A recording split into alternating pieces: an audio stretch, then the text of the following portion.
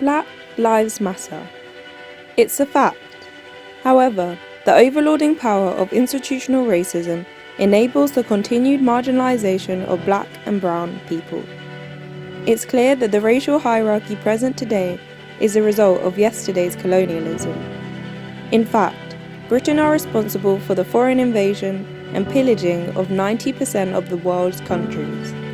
The British gained enormous power from the siphoning of foreign riches, and in its place left a global psychology of racial inequality. With little understanding or communication between the closed white community of Nottingdale and the overcrowded West Indian area Colville, Notting Hill became the perfect breeding ground for racism. Tactics of divide and conquer. And so, in an era of racial and cultural divide, it is only apt that I'm talking to Black Lives Matter UK representative Natasha Nkonde to explain how the organisation works in the motherland of white supremacy. Hi, my name is Natasha Nkonde. I organise with Black Lives Matter UK.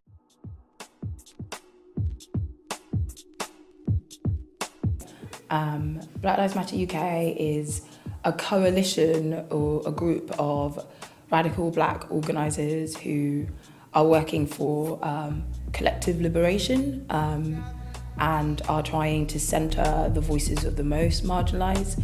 At the centre of our work is that all Black Lives Matter, so we're thinking about working class black people, we're thinking about queer black people, we're thinking about black people with disabilities, we're thinking about black people who are HIV positive, we're thinking about black people who are part of the African diaspora, but also those who are still on the continent. We're thinking about immigrants.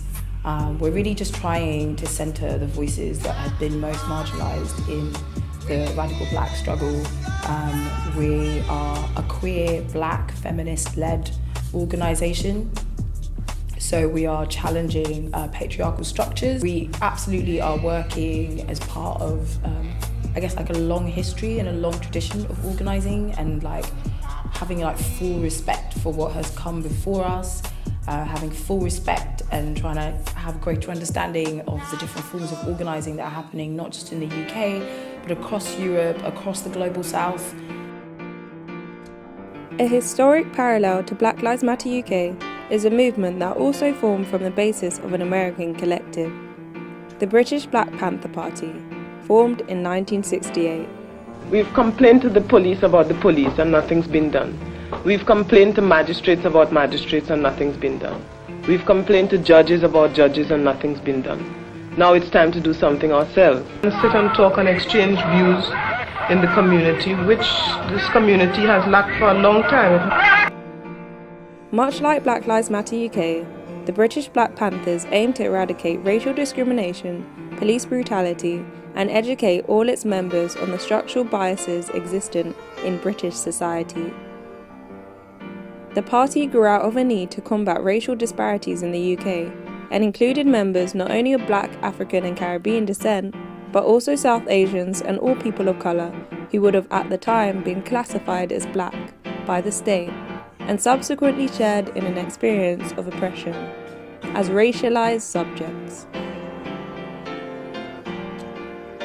The party was founded by Obi Egbuna, Darkis Howe, Olive Morris and Linton Kwesi Johnson, and continued to operate until 1973 when the movement disbanded due to power struggles and conflict within the group, which made it difficult to maintain a united front.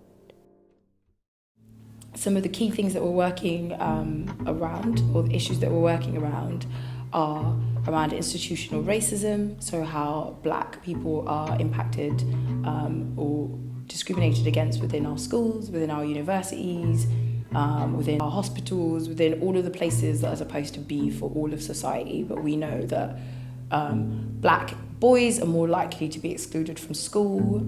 We know that black and Asian graduates are less likely to get employment after graduating.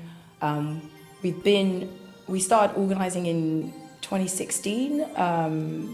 We've been kind of developing the group for a number of years before then. But I think we came together as this coalition across the UK in 2016, particularly after Brexit had happened.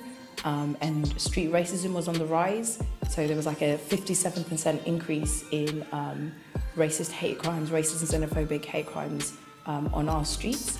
So we really understand the importance of building like a broad anti-racist movement, particularly seeing like the attacks that are happening on Muslim women. We want to talk about borders. We want to talk about the deaths in the Mediterranean. There were over 3,000 deaths in the Mediterranean in 2016. And we know like the numbers of people that are being locked up in immigration detention centres, and the increasing number of deaths that are happening in immigration detention centres.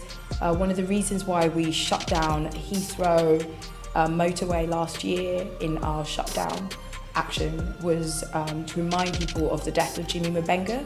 He was killed whilst he was being deported on a flight by private security officers, none of whom were charged for his killing. We want to talk about the relationship of like climate change to race and colonial legacy. For so long, like climate change has been seen as an area of discussion and struggle that belongs to white people, and we are deeply wanting to challenge that. 7 out of the 10 countries that are going to be most impacted by climate change and have the least resilience in terms of their infrastructure to deal with the devastation of climate change are in the global south. So all the hurricanes that are happening across the Caribbean and across the US, the rising seawater levels in the Pacific Islands and Fiji, the droughts that are happening across the African continent, the pollution of water and rivers across the African continent. These are all ways in which Black lives are being impacted right now. It's really important to understand that the historical moment that we find ourselves in with Brexit has been in the making for a very long time and is part of a decades or centuries long form of colonialism. The rich keep getting richer and the poor keep getting poorer.